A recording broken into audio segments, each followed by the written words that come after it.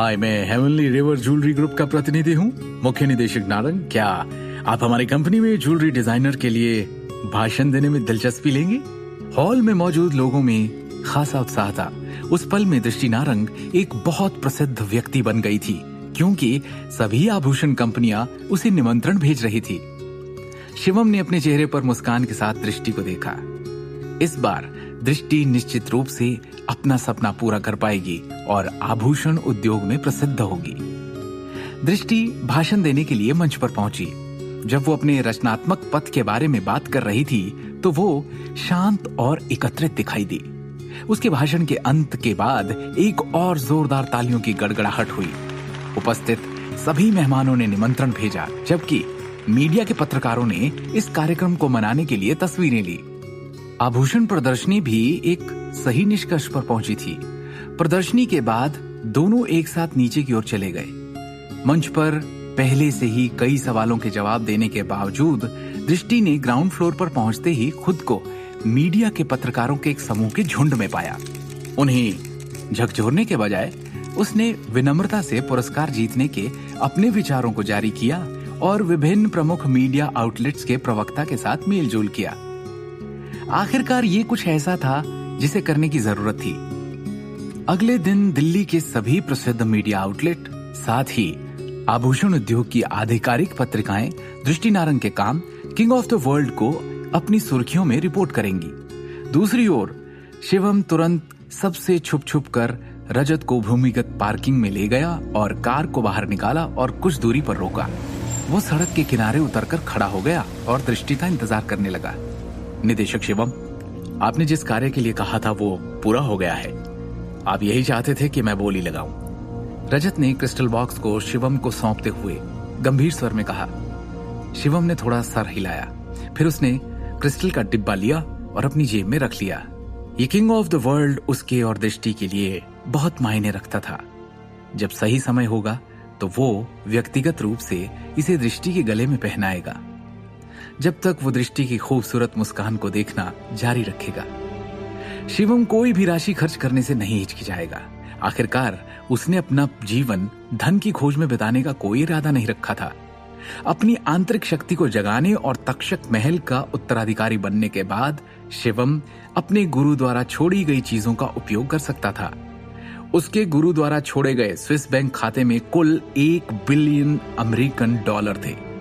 और तो और रायजादा परिवार के महान गुरु के रूप में उसकी पहचान के साथ उसका अधिकार इतना महान था कि उसे पता ही नहीं था कि वो रायजादा परिवार में कितना पैसा जुटा सकता है।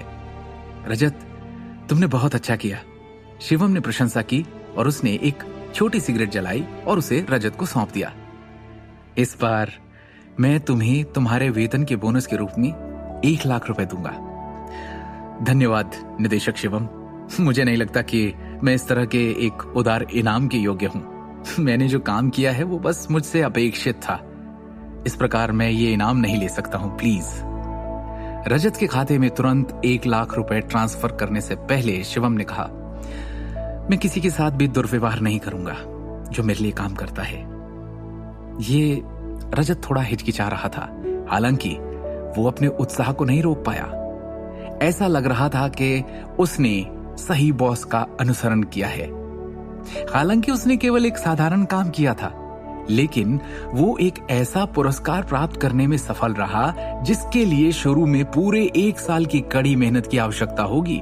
शिवम सर, आप निदेशक दृष्टि को इन चीजों के बारे में सूचित क्यों नहीं करते थे? रजत ने गंभीरता से पूछा। रजत जानता था कि निदेशक शिवम की पृष्ठभूमि काफी मजबूत है, जबकि अध्यक्ष विक्रम टोकस निदेशक शिवम के साथ कुछ चर्चा करना चाहते थे। उन्होंने इसके बजाय निदेशक शिवम के लिए 1.5 करोड़ मूल्य के गहने खरीदने की पहल की।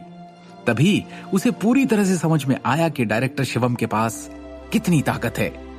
इसके अलावा उसने शिवम के उदार और देखभाल करने वाले व्यक्तित्व की प्रशंसा की।